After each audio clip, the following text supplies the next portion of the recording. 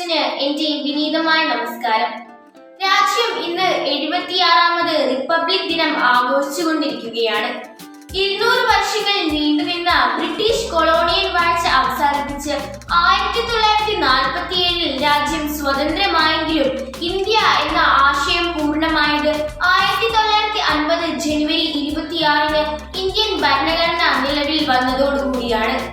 നീതി, സമത്വം, സ്വാതന്ത്ര്യം, സാഹോദര്യം എന്നീ മൂല്യങ്ങൾ അടിസ്ഥാനപ്പെടുത്തി തയ്യാറാക്കിയ ഇന്ത്യൻ ഭരണഘടനയ്ക്ക് എഴുതി തയ്യാറാക്കിയ ഏറ്റവും വലിയ ഭരണഘടന എന്നൊരു പ്രത്യേകത കൂടിയുണ്ട്.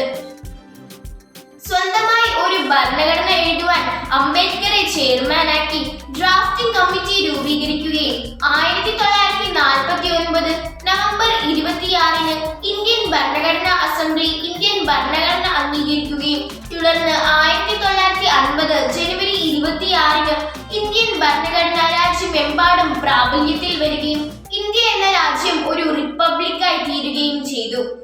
ഇന്ന് ഈ ദിവസം നാം ദേശീയ പതാക ഉയർത്തി ദേശീയ ഗാനം ആലപിക്കുമ്പോൾ നമുക്ക് സ്വാതന്ത്ര്യം നേടിത്തരുവാൻ വേണ്ടി പോരാടിയ എല്ലാ സ്വാതന്ത്ര്യ സമര സേനാനികളുടെയും ത്യാഗത്തെ നമുക്ക് സ്മരിക്കാം.